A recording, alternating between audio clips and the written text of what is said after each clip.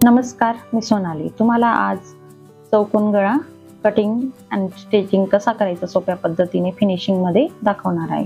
तर माप दिलेली अशा पद्धतीने तुम्ही मेजरमेंट सह ब्लाउज कट करून घ्यायचे व्हिडिओत दाखवल्याप्रमाणे।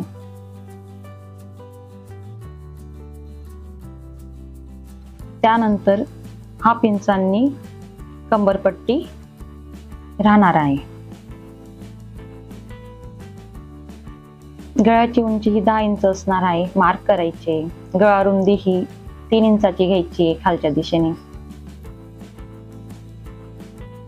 वरच्या दिशेने 2.5 इंचाची असणार आहे। अशा पद्धतीने चौकोनी गळ्यासाठी आपल्याला मार्क करून घ्यायचे आणि अस्तर कट करायचे।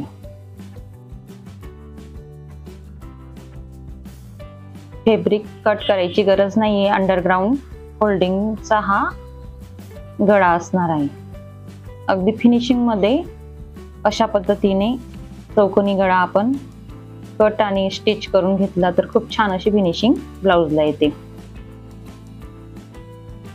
सटकणारी आहे त्यासाठी आपल्याला अगदी छोट्या छोट्या टिप्स वापरायच्या आहे। तर तुम्ही नवीन असाल तर प्रत्येक ब्लाउजला तुम्ही अशा पद्धतीने पिन्स अटॅच करू शकता आणि सटकणाऱ्या साडीला तर म्हणजे त्या ब्लाउजला तर पिन ह्या अटॅच करायच्या म्हणजे करायच्या। अशा पद्धतीने तिघही साइडला पिन अटॅच करायच्या आहे। तुम्हाला दाखवण्यासाठी मी अशा पद्धतीने मार्क करून घेते।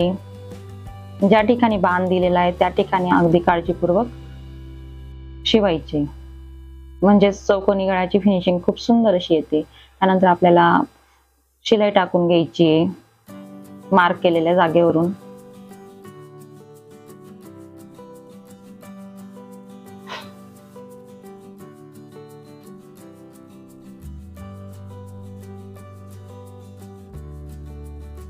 आपला बाण आलेला आहे त्या ठिकाणी अशा पद्धतीने कापड सरकवायचे, म्हणजे सुई त्या जागीच असणार आहे। आपल्याला फक्त कापड अलगद आडव्या दिशेने शिलाई टाकण्यासाठी अशा पद्धतीने अलगद उचलून सरकवायचं आहे। तर परत त्याच पद्धतीने आपल्याला प्रोसेस करायची आहे। सुई आपली बाणाच्या दिशेने आलेली, म्हणजे जे चौकोनी आकाराचे कोन असतात त्या ठिकाणी अशा पद्धतीने कापड सरकवायचे, म्हणजे सुई ही फॅब्रिकच्या जागीच असेल अशा पद्धतीने आपल्याला कापड सरकवायचे। दाब उचलायचा नाही किंवा सुई धागा काढून घ्यायचा नाही। अगदी सोप्या पद्धतीने किंवा फिनिशिंग मध्ये अशा पद्धतीने आपल्याला चौकोनी गळा हा घेता येतो। तर अशा पद्धतीने आपली ही शिलाई टाकून झालेली आहे। एक्स्ट्रा असलेला फॅब्रिकचा भाग कट करायचा आहे।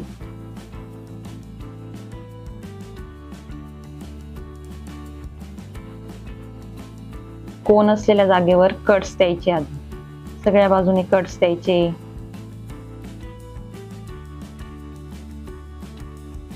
पिन काढून घ्यायचे आहेत, उलटवून घ्यायचे कापड।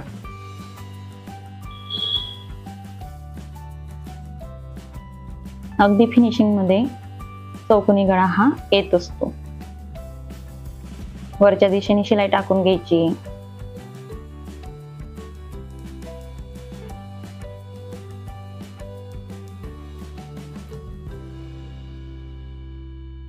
कसा वाटला तुम्हाला चौकोनी गळ्याची फिनिशिंग, कटिंग अँड स्टिचिंग?